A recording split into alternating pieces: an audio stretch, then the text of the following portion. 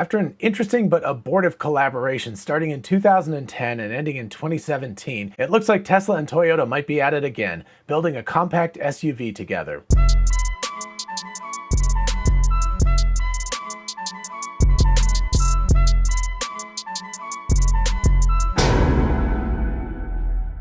Hey y'all, it's Dr. Know-It-All. So I had another episode all written up and getting ready to film on energy arbitrage, which I will probably release in a couple of days, so stay tuned for that one. But anyway, this one came across the wire this morning and I was like, holy mackerel, this is some interesting news.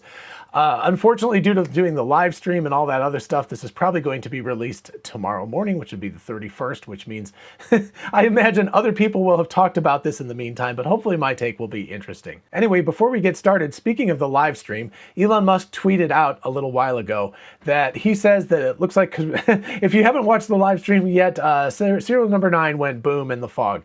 Elon Musk said, looks like engine 2 had issues on ascent and didn't reach operating chamber pressure during landing burn, but in theory it wasn't needed.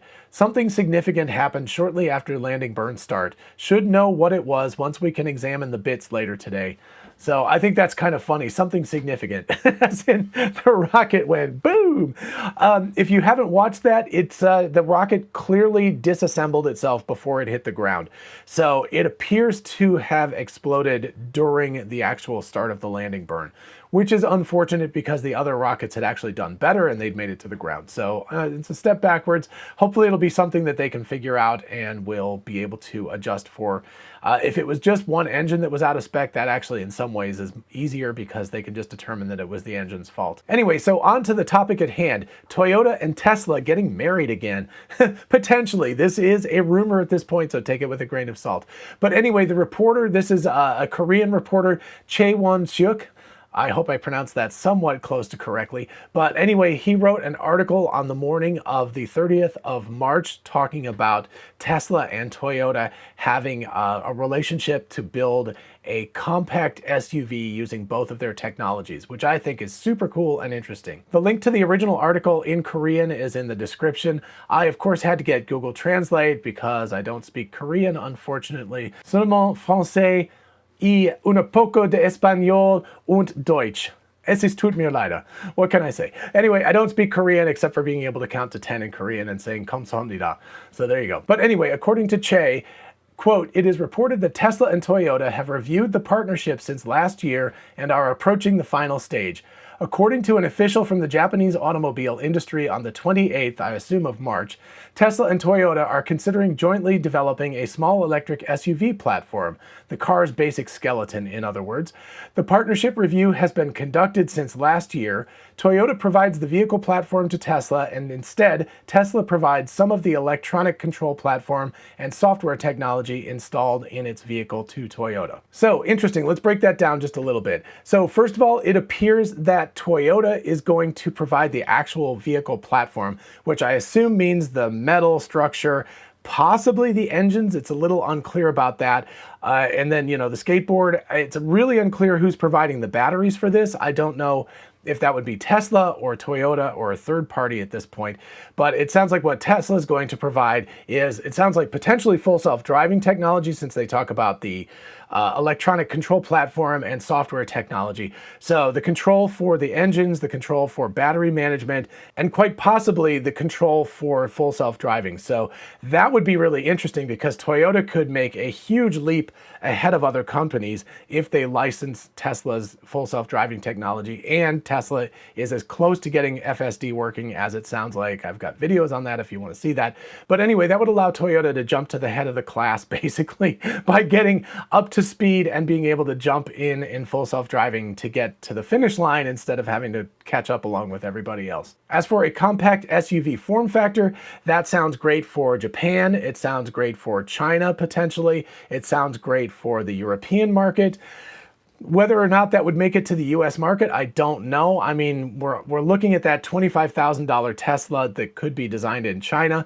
This could be a different version of that. This could be a $25,000 subcompact that's designed in Japan for other markets. It could be something, I don't know. There's a lot of options with where you could go with this, because it sounded like the $25,000 car was going to be probably a sedan, which makes sense because it's a smaller car and so it could be cheaper to build. So this compact SUV could potentially be something that's not quite $25,000, but more like $30,000 US, but would be a SUV form factor as opposed to a sedan. So they could have a sedan that was made in China for global distribution, and then something developed between Toyota and Tesla that was designed for global distribution in a compact SUV form factor instead of in a sedan form factor. So one interesting tidbit here is that Tesla only sells about 1,000 Teslas per year, automobiles per year in Japan. So this could be something that allows them to break into the Japanese market in a much more significant way. And a Japanese motor market, of course, is a very difficult to get into because there's a lot of Japanese manufacturers, but also it's a fairly wealthy country, and so it's a good market to break into if they can do so. One other recent circumstance that really plays into this is that Toyota recently went to the United States Congress and made a presentation that said that they don't want to go battery electric. They want to remain as things are and not push things too far. So this is an interesting little hedge of the bets, because Toyota famously has really gone all in on hybrid vehicles because they've got a major advantage. Pretty much they own the market in hybrid vehicles in the world. So obviously they want to keep with that, but also they've made a huge bet on hydrogen and hydrogen fuel cells and utilizing hydrogen as a fuel source. And that with batteries coming down in price as rapidly as they are, and with the infrastructure problems and the creation of hydrogen problems, the energy problems, I don't see hydrogen as being a real possibility for passenger vehicles. Interestingly enough, I just saw a thing that Sandy Monroe disagrees with that, and he thinks that passenger vehicles very well could be fueled by hydrogen in the long term. I think that really depends on how easily hydrogen can be made in terms of the energy cost, right? So you can't expend a massive amount of energy to make hydrogen when you could just get it much, much cheaper to go directly to electricity and charge up batteries. But anyway, hydrogen is going to be a difficult sell, certainly in the short term. So Toyota might be starting to think, oh crap, we're going to lose our supremacy. And by the way, apparently they were number one last year. They overtook the Volkswagen Group. So interesting. But anyway, they're looking at a situation where hybrid vehicles might disappear very, very quickly. And if that happens, suddenly their bread and butter is gone. And so they're probably thinking like, crap, we need to catch up really, really fast on the battery electric vehicle front. And what better way to do that than with Tesla? So that's what Toyota gets out of this deal. What does Tesla get out of this deal? Well, number one, licensing is a lot easier than manufacturing. So if they can license some things lucratively and they don't have to manufacture a ton of stuff, that is a great way to produce more cars, right? So they don't have to build another 2 million cars or something. They can license 2 million software licenses, and they could potentially, maybe they'll make the motors, maybe they'll make some hardware components, but things that'll be much, much easier and less expensive and quicker to build than the actual cars themselves. Additionally, like I said, they get to break into the Japanese market, which is a very lucrative market, and certainly 1,000 vehicles a year is not adequate. So I'm sure that they would like to sell more cars in Japan, and it would also potentially give them a huge range. If they can produce an inexpensive car with Toyota, I don't know if it would be branded as a Toyota or a Tesla, or if they'd come up with a new car company that would have a new name that would be, or maybe TT, right? They could have the Toyota logo with the Tesla logo on top of it. I don't know. That's probably what I'm going to use for the thumbnail now that I'm thinking about that. But anyway, they could produce a car that both of them built, and Toyota has mass manufacturing capabilities around the world, so they could immediately produce this car all over the place, all around the world, and that would allow Teslas to suddenly become, you know, they'd go from 500,000 to 1 million a year to 5 or 6 million a year potentially. So they could jump very, very drastically in terms of their footprint, in terms of the number of Tesla built cars. Obviously it would be Toyota / Tesla, but they would have a hand in this. So, you know, especially if it was full self-driving cars, right? If you think about cars that have FSD sensors and everything, that would mean that they would suddenly jump in terms of data from having a million and a half cars on the road and then having maybe another million next year. That means that in a couple of years, by 2025, they could maybe jump to having 10 million plus cars on the road. So that would ramp their speed at getting more cars on the road with full self-driving, which is more potential robo-taxis, which could be more robo-taxi revenue. And it's also training to make their full self-driving software even better. So all of that stuff is a huge advantage for Tesla, and I could see why they would really be wanting to jump on board with this. And finally, of course, Tesla's mission is to accelerate the world's transition to sustainable energy. And what better way to do that than to partner with other vehicle manufacturers so that they can get their technology and their BEVs out on the road faster than they possibly could themselves. There's only so fast you can build these factories. So this is a way to sort of cheat and get ahead for Tesla as well. As for the timing of this, according to Che, it's 2023, which is really soon. So if they're doing this partnership, they've got to be relatively deep into it, even if they haven't announced it, because that's only 2 years or maybe 2.5 if you want to stretch it for them to be able to produce this vehicle jointly. And that's a lot of work to do.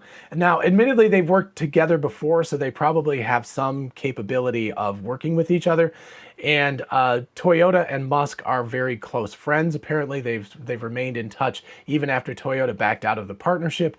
So there's a lot of cross DNA and there's a lot of potential for them.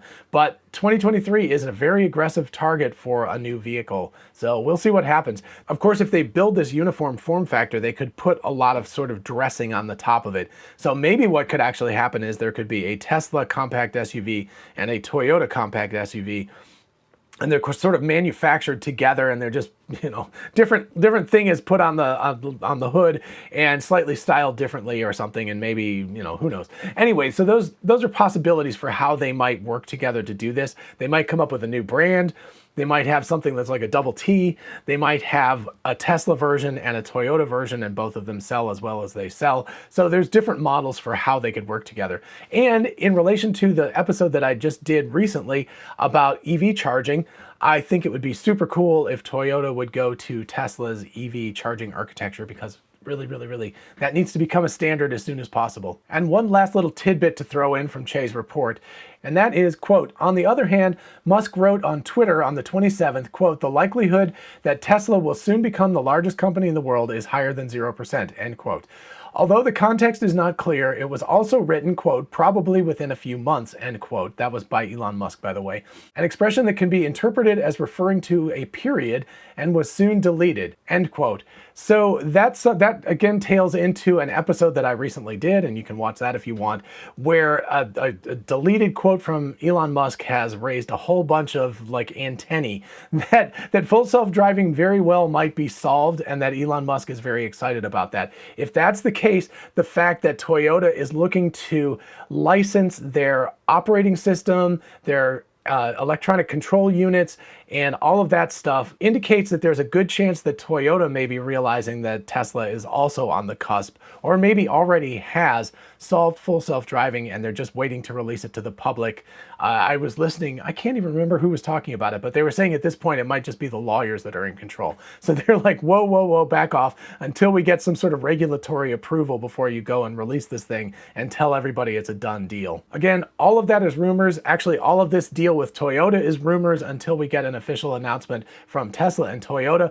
But this is all really interesting news, and I think it's all to the good. I think it would be super good if Toyota would kind of give up on their hybrids and move over to battery electric vehicles as quickly as possible. That would be a wonderful thing. And I think this is good for Tesla because Tesla can only grow so much so fast. There's a lot of people who want Teslas and A, don't have the money, and B, literally just can't get the cars because they can't make enough of them. So I think this is all to the good to be able to build more cars and hopefully do it a little bit cheaper. Fantastic news as far as I'm concerned. Well, stay tuned. I will certainly let you know if and when I find out whether this was either not true or hopefully true. In the meantime, we can always keep dreaming that this marriage actually is happening. All right, I hope you found this rumor-filled episode fun and informative. If you did, definitely make sure that you like it so other people can find it, and of course, subscribe for more of this. As always, a huge shout out to my patrons on Patreon. You all are wonderful. Thank you so much. And we actually have 3 new patrons since last time, so let me do a new patron shout out.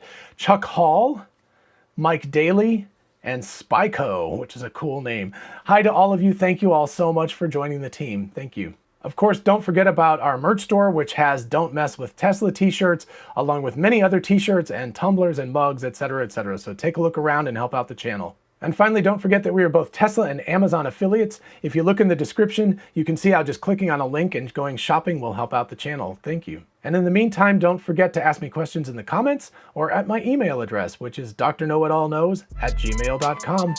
Till next time, bye-bye.